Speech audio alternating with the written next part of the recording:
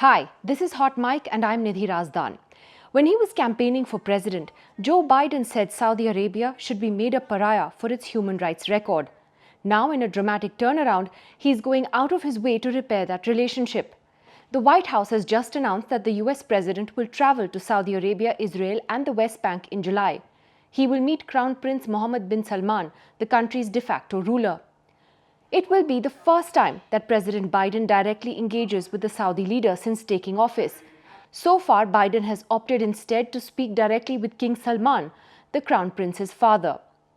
The US president has been highly critical of the Saudis' record on human rights, its war in Yemen, and the role that its government played in the murder of journalist Jamal Khashoggi. But rising oil prices and the need to isolate Russia globally has changed the picture. The news of Biden's trip has prompted a lot of outrage. The president himself defended it recently when he said that he's trying to bring peace and stability to the Middle East.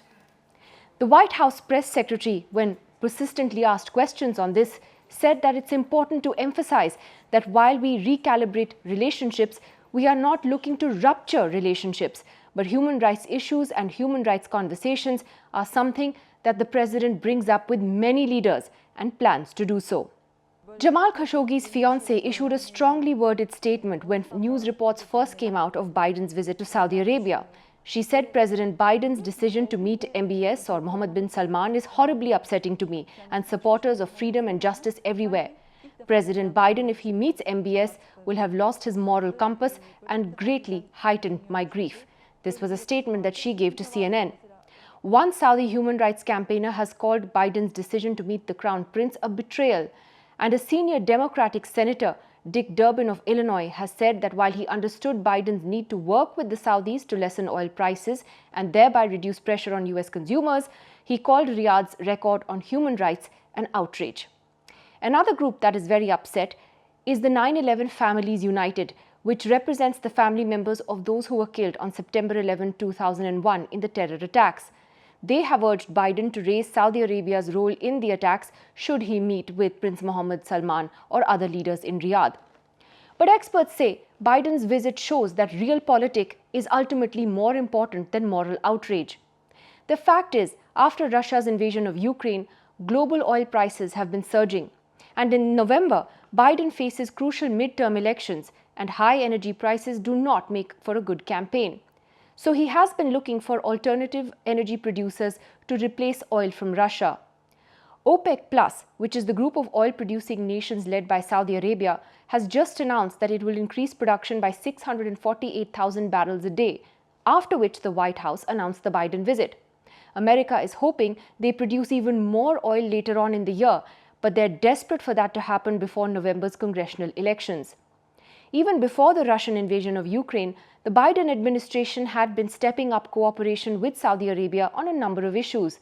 This was largely to seek an end to the 8-year-old Saudi-led war in neighboring Yemen.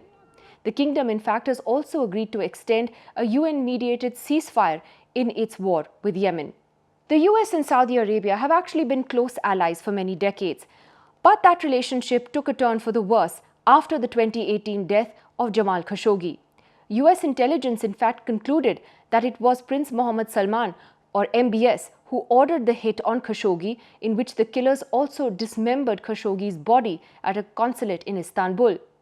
During his presidential campaign, Biden had said he would make the Saudis pay the price and make them, in fact, the pariah that they are, while saying there was very little social redeeming value in the present government in Saudi Arabia. When he became president, Biden even released the US intelligence report on Khashoggi's murder and imposed sanctions on some of those involved in the killing.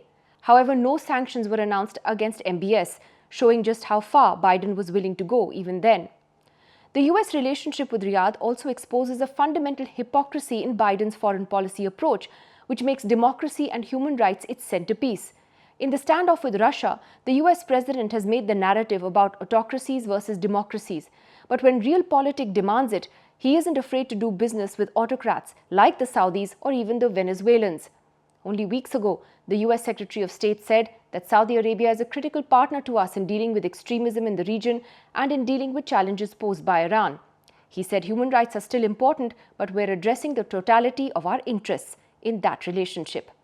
Perhaps that's a yardstick that would apply to other countries as well.